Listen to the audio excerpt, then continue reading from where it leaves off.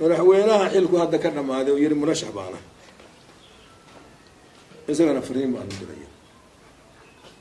madaxweyne cabdi weli anigu filim inaad sharaxaysa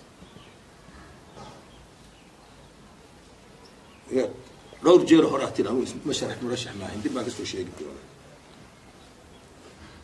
waxaan aada iyo aada وحصوصنا أفريقيا تمنكي جنوري 2014 maalintii aan xilka ku wareejinay sawirkeeda aan hayo markii xilka ku wareejiyay oo ku mariyay ciidamadii aan gacanta ku hayay intii aan ka gaari karo xarunta joogtay inta kale aan ku tilmaamay tarakoobkooda ku siiyay wixii aan gacanta ku hayay maca gurigii furihiisii alaabtii furniture-kii loo soo gaday oo sidiisii container-da ugu jira aan ku furay ku tusay inventory oo dhan aan ku dhiibay saddexdii mashruuc oo caanka ah aan ku dhiibay oo ahaa mashruuca aeroboortka Garowe Boosaaso oo soo dhamaaday feeskiisii dhamaa tartankiisii shirkadihii gacantana ay ku haysay Unibos hay'adda UN-ka u qaabilsan dowladda Talyaaniga bixisay lacagta Unibos baa maamulisay oo supervision-ka lahayd oo ay sameynaysay aan ku wareejiyay hawshiisa inay bilaabato aeroboortka Garowe iyo muxuu ahaa jaamacadda Maakhir oo iyagana heshiiskoodii la soo saxeexay 10kii bishii October 2010 oo daahay waan dhowr jeer ka hadlay sababta oo u daahay ay hay sabab adu qayb ka ahayd intaan joogtay xamar aad joogtay isagana documentigiisa baan ku wareejiyay master plan-kiisana waan hayaa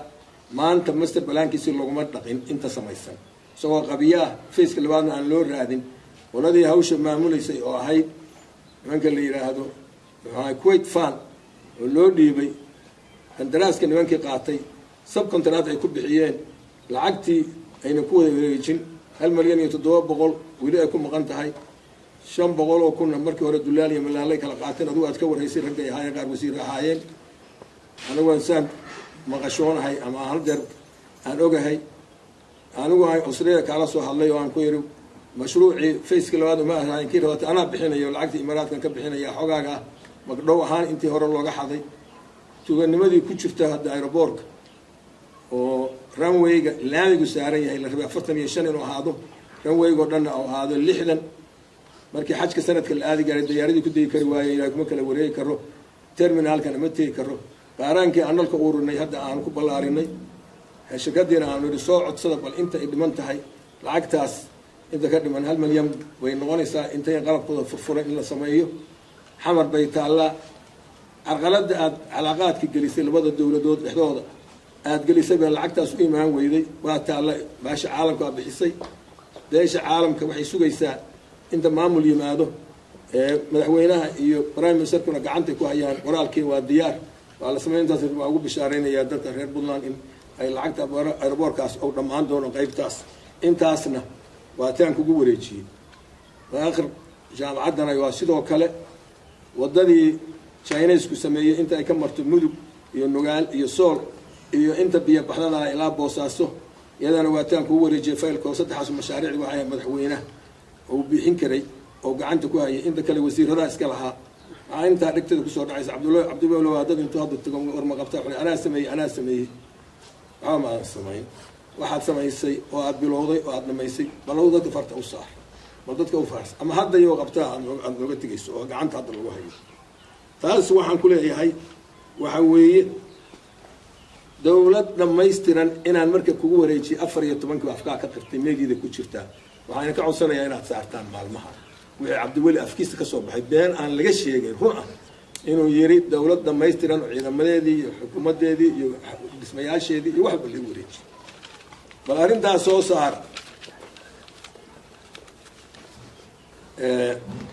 taas waa wixii Cabdiweli afkiisa ka qirtay su'aashu waxa weeye marka Cabdiweli maxaad adigu hadda maanta wareejinaysaa waa inuu wada joognaay hadii ilaahay idmin bal maxaad wareejinaysaa saadaasha aan hayo ma soo noqonaysid maxaad wareejinaysaa maxaad wareejinaysaa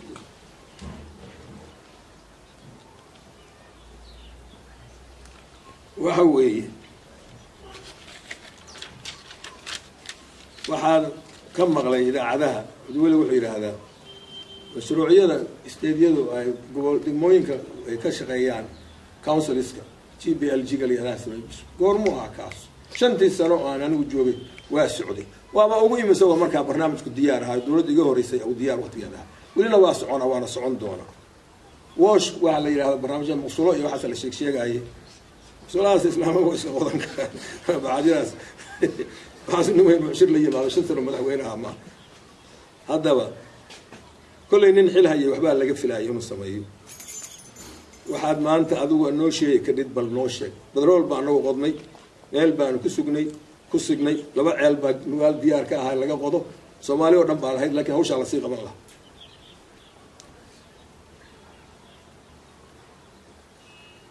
waxaan laga filayay marka waxay ahayd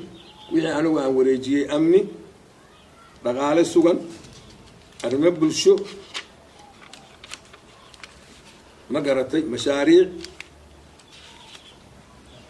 siyaasad degsan oo nidaamka federaalka ku dhisan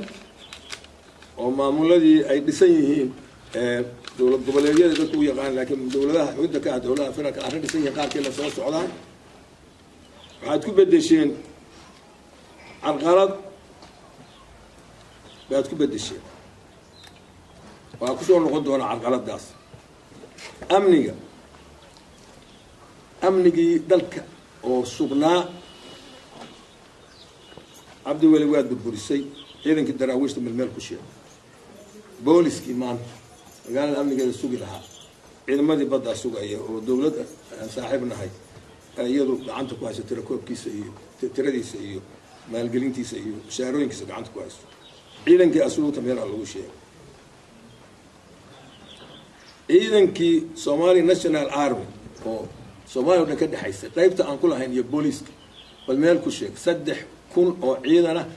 ayuu ahaa safiirka Mareykanka 2013 James Swan 3,000 baa qayb heshiin buu mushaarkooda anaga bixinayna diyaar garaysta inaad diyaaraysid baa kugu wareejiyay ilaa hadda lama hayo gobolada aan weli maamulku wada gaarin walmanka odayaasha ah weli meelo badan ay weli ka haystaan aan gaarin ciidanka NSNA waa u dhisan yahay maxaad bixi Soomaali kaga qayb galaysaa u tagaysaa meel walba waa la tababartay meel walba waxba la yaqaana saraakiil hoose dhisantay saraakiilna dhisantay ciidamada dhisnay maxaad Soomaaliya 5 sano oo la soo dhaafay aad diyaar garaysay oo aad ka galaysaa hal askari iyo hal sargaal oo aad tababar u dirtay umaleyn maayo inuu jiro waaba huba ay musu jirin kuwii anigu aan tababaray bariyahaas xamar baan ku arkay nafta la aadeen kuwa madaxtooyada waardiya ka baan ku arkay oo tahay halkaan meena maarayaal iyo meelaha meelooyinka looga baahan yahay halkaan looga baahnaa laakiin xaggaas haday aadeen waxba ma dhiman anigu mar haday meel kale ka qabanayaan waa isla sidii marka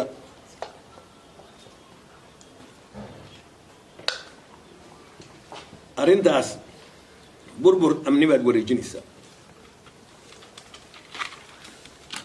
dhaqaale xuseen xumo nin yiri PhD waan ku haystaa dhaqaale oo makiinad intuu soo gato hol bangiga ku dhagan intuu dhigto daabacdo isaga iyo gudoomiye ku xigeenkii baarlamaanka ayagu lacagta leeyihiin oo daabacanaya warqadahaas oo lagu dhacayo dadka danyarta inflation waxa lagu dhacaa dadka danyarta masaakiinta maalin walba oo hintooda islaamaha enji iyo jooga hargey boosaaso iyo burtille iyo muxuu ahaade burtille ugu dircsanaayo ayaan bay kuwa lacagahaas kan keenayay masaajidka ku galeen bay ku urayeen kuwii maantay lacagaha gadaayo cadeynay maanta hadda waxa la sheegay anigu waxaan xusuustaa maalinta xilka wareejinaynay doolarku wuxuu ahaa 320 ayuu ahaa 320 buu ahaa boqolkii kun waxa la malyan 300 ما أنت وحالي روا صدن إيه اللي يا كمسؤول هذا كمساكين تاو يعني يضيع يعانها كذا يهلب كبا كمسؤولة نسين ننكي نقالها شيء طيب بقول كشيء هذا الشيء جنا يوم معلم كانوا كوها شيء جنا يوم دد كوري شيء جنا شن سنة هالكافر دي بالقول حساب تما يا لقول حساب أنت إلى هاي جو سو كل حساب تما يا دد كهالكا جوجنا آخرا وصل على حساب أدون كانوا صار على حساب تما Soomaaliya inteeda kale xamar ka mid tahay waxa weeye 2 milyan iyo 400 waay halka doolar marka cid baa malayn ka dhay madaxweynihii dalka iyo ra-iisul baarlamaan ku-xigeenkii intay makiinad keensadaan bay waxay ku biliqaysanayaan dadkii danyarta ah oo dalkooda ah. qofka marka sidaa sameeyey iyo kuwa kale oo haddaba misna iyaguna rabaa inay guddoomiyayaal ka noqdaan aqalka golaha wakiilada waa inay ogaadaan dembigay galeen inaan loo dhaafayn, dibna looma dooran karo. wixii xishoonaya ama ilaahay ka baqaya ama aakhirad ama dadkooda ka xishoonaya. siyaasadda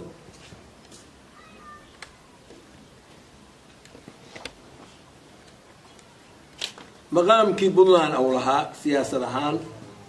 oo u ahaa tusaale ama role model dowladaha xubinta kale dowladda federaalka ah maanta dhulku yaalla. maxaa yeelay haddee wixii laga filaayay oo ahaa inay macallin ugu noqoto oo kuwa kale caawinto oo ay u dirto maaragtay qaabka cashuuraha urursanayaan, siday amniga u sugeen, siday maaragtay wixii kaga khibrad roonaayeen, waxaasoo dhan inay ka caawinto. iyadii baaba intaa gurigeedii loogu yimi lagu shiray waxaa lagaga dhawaaqay jabhado SSDF iyo UAC iyo SPM baaba lagaga dhawaaqay garoowe intaa la isugu yimi oo la yidhi Soomaaliya baa xarun ka dhaqaynaa jabhadaan waa la jabhadaynaya. waxaan joognaa waagii dowladdii Maxamed Siyaad ay ku bilaabeen jabhadu miyaan maanta joognaa inagoo maanta dowlad federaal ah oo dowladii xubinta ay wada dhisan yihiin oo maanta la filaayo dowladda Soomaaliya in isla wada saan qaado oo adigu aad tahay ninkii lagu tashanayay oo maamulka ugu dhisnaa madaxda ka ahaa hogaaminta wanaagga u noqon lahaa inaad taas noqoto. waxaan inii sheegayaa maanta arrinta khilaafka ahi weliba khaas ahaan dhinaca Puntland kuma dhisna khilaaf rasmi oo daacada. dokumentigiisa aan siinayaa si anagu kaga jawaabnay kaas aynu ku filan inay anaga noo kalsoonaan bay ku filay inta hadda meel ku boodayaan mar Nairobi aadayaan midna meel aadaya. waxa weeye waxay ku dhisnayd dukaamaysi dhaqaale oo dowladdan ka horeysay lagu qabay iyo madal in lagu go'aaminayay meeshii maqaamkii ay lahayd baarlamaanka aqalka shacabka iyo kii federaalka magaca la sameyn go-aankooda waxay gaari lahaayeen oo xeerkii doorashada dalka lagu maamulayay samayn lahaayeen in aakhirka ay ku dhammaato waxa soo socda oo dhan inay sidii hore ay ahaato oo ah madal aakhirka damin lagu dameeyo aqaladii baarlamaanka lasoo xiro guddoomiyaha aqalada labada guddoomiye aqalada iyo dowladda dhexe iyo inay isu yimaadaan iyo maamulada oo ay kula heshiiyaan oo laga diiday oo la codsaday oo la yidhi 2 sano 2021 doorashada aan isla gaaro anaga korsiimo noo sameeyay oo laga diiday oo la yidhi intaasoo lacagna siiya qaarkood intay tageen xamar ay yidhaahdeen intaasoo lacag ahana la siiyo annagaa soo afxirayne oo laga diiday oo anigoo negotiationka kaga jira qoraalka inaan soo saaro madaxweynaha la fadhiya Cabdiweli uu soo wacayo waxaan hadda xag ka sheegay xagana uu soo wacayo oo rabayshis daareen la galo intaasoo ta ogaad. marka ciidina ma maqneen inta khasaare aad gali lahaydeen shacabka shaweynow iyo baarlamaanka ay soo doorteen ka tashada meeshaan ganacsi baa yeelay ma oolin dowlad iyo maamul ma oolin.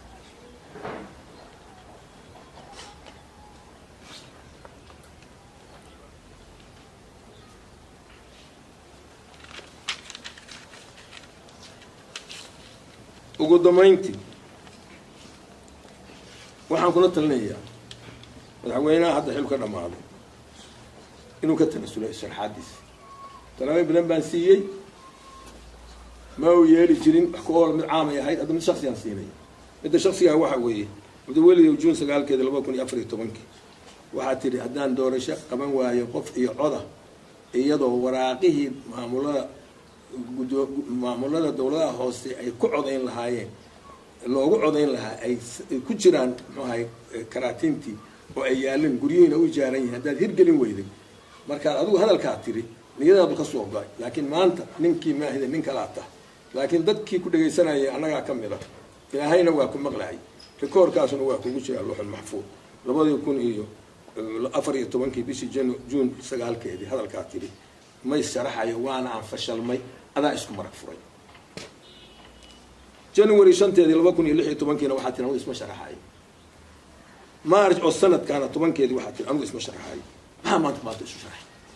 يا سؤال شو واحد محمد السؤال وهذا اسمه قليل وهذا ريكورد أنا ريكورد هذا واحد لا ما هذا ريكورد كده أبو يهم بابا شيء جنسي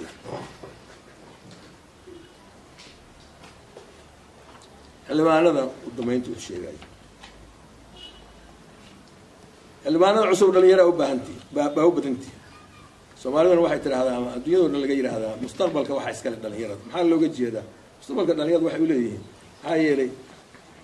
qiyaasta bini aadamka qofku meel dhiman ilaah yaqaan inay muddo sii noolaanayaan baa xisaabta ku jirta dadka waaweyna ka hor dhimanayaan waa saa inkastoo dad waaweyn weli soo joogaayeen dad badan ay dhintaan oo xasuuq jiro waddankaan oo qaraxyo ay ku dhammaadeenba waxa weeye mustaqbalka idinkaa leh baarlamaankaas baarlamaan nadiifa oo sidaa inii sheegay guddoon fiican iyo guddiyo joogta oo fiican dad wax yaqaan xilkasa nadiifa u doorta maaha nimanka taarooyin wataa inay soo galaan darbida kubitaan tabeelayaal yidhaahdaan meeshuu ma masraxba meesha baarlamaanka waxaan u dhisnay inuu yahay meeshii aqalkii golaha shacabka xeer dejinta maaha meeshii muxuu ahaye hiddaha iyo dhaqanka ninkii kitaaro wataay xafiiska hiddaha dhaqanka meel ha ka samayso dabeelayaasha meesha lagu dhejinayo intaas baan idinkula dardaarmaya idinka dadkiina dadweynahan waxaynu kula dardaarmayaa xildhibaanada idinkayna ka yimaadeen qof walba ama cid walba oo reer puntland xildhibaankeedii ha kula dardaaranto qabiil ha raacin masab laguu sheego la yidhahdo nin wasiira lagu siinaad jeceshahay ama adigu wasiir qaado hadhow ka tanasub oo muxuu ahay xildhibaanka markaan wasiirka ku siiyo ha yeelinina qofkaasu qof dhintay ka dhiga hadduu maanta soo saari waayo qofkii puntland maanta waxay saaran tahay qabri daankiis wadnaha digle nafti baan ka bixin inay nafti kusoo noqoto tusaalihii soomaaliyana oo soo noolaado oo tusaalihii soomaaliya halkaa uu ku dhimo haddii halkaa tusaalihii soomaaliya ku dhinto soomaaliyana waa dhimato maanta xildhibaanadaas puntland iyagaa dilay soomaaliyan iyagaa dilay hadday maanta sidee la rabay ay yeeli waayaan oo ay usoo saari waayaan maanta nin madaxweynaha oo hawshaa qaban kara ay soo saari waayaan aniga nin aan u ahay campaign manager ma jiro nin aan intaan dad ula hadlo oraya hebel doorta ma jiro dadku ways yaqaanaa qof walbana waa la garan karaa qofkii ilaahay inii dooro ilaahay inu ku ahaameeyo doora laakiin lanaam qabyaaneed ha raacinin intaas way ballantaydu aniga asalaamu calaykum waraxmat ullaahi wabarakaatu